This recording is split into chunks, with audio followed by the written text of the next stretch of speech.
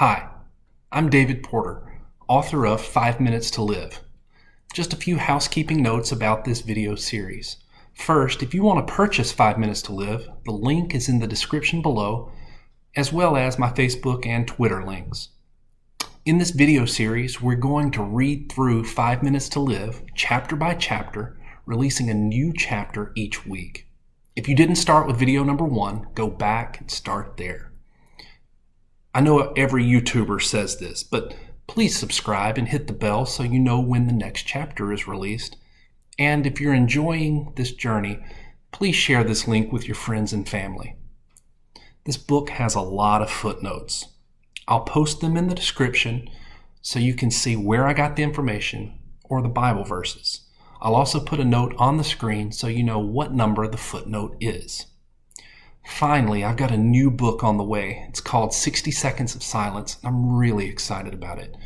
Once it's released, I'll also place that link in the description below. With that, let's get started.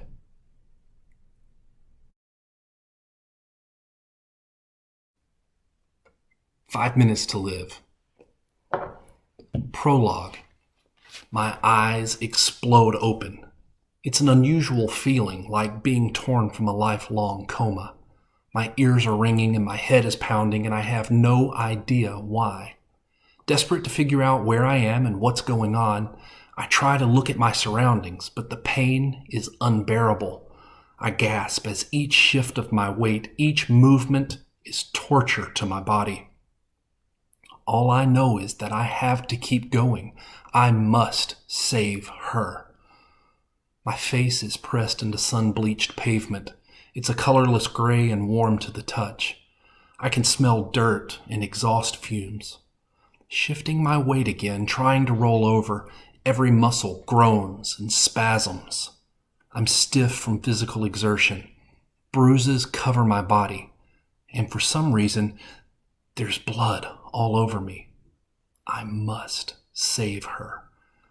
I'm finally able to turn to see the sun hanging low and still in the sky. It's either early morning or very late afternoon. I can't tell which. The air is dry and crisp, with no hint of moisture. There's something familiar yet unusual in the air. Sirens are wailing in the distance, an alarm clock to my stiff, tired body. Slowly, I press up onto my hands and knees. The pain takes my breath away. I'm forced to stay in that position to regain my strength, my composure. Each breath in and out feels like it takes hours to inhale and expel. There is no traffic on the street, but I know I need to get out of the road, so I press up to one knee and see more of my surroundings. On either side of the street, cars line the curb, parked close to one another, bumper to bumper, city parking. Past the cars, there are 2-story buildings as far as I can see, framing the street. The bottom levels are littered with shops, not yet open or closed for the evening. The glass windows are barred shut, and there are colorful signs in an unknown language. The signs hang perpendicular to the buildings over the sidewalks. The sidewalks act as a boundary to the cars, keeping them several feet from the buildings. The language on the signs isn't English. I can't read it. It's Hebrew or Arabic. Unfamiliar. I must be in the Middle East, Egypt, Israel, Sudan, or Iran. This doesn't surprise me, and incredibly, it doesn't scare me. I'm different now. I flex my fingers and roll my wrists, extend my elbows. Nothing seems to be broken or dislocated, so I stand. The pain is excruciating. Immediately, I am supporting my weight, my hands on my knees.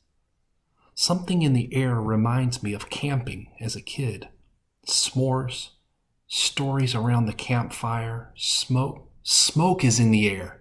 A heavy smell of smoke. Something is burning. The sirens are louder now, closer. The city is waking up, like me. I step a few feet toward one of the cars parked along the street, a heavily dented machine, and place my hand on its roof for balance. There's a metallic clunk as my hand touches down. Gripped in my palm is a gun, a Smith & Wesson 1911 .45 caliber automatic. A feeling washes over me, a knowing, a comfort, a still, small voice. I am alive. I am ready.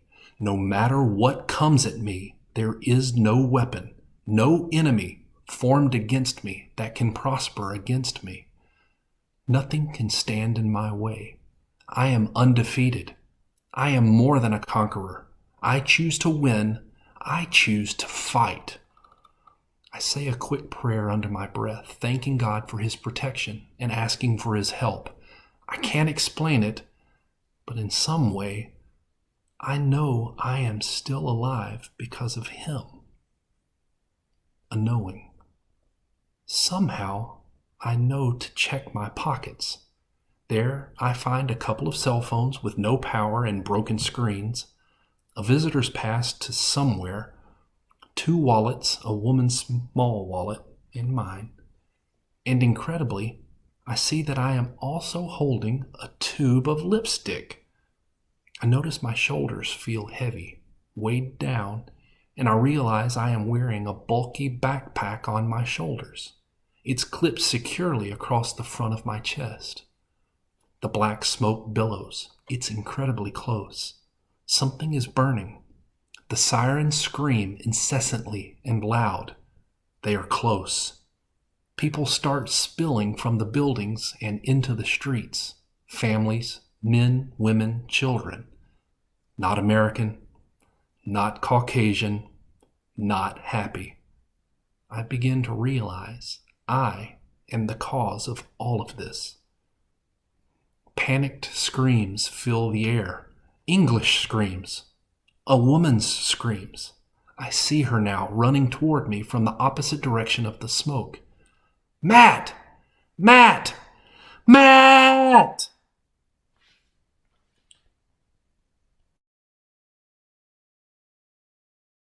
If you're still here, thanks for sticking around. I hope you enjoyed that reading.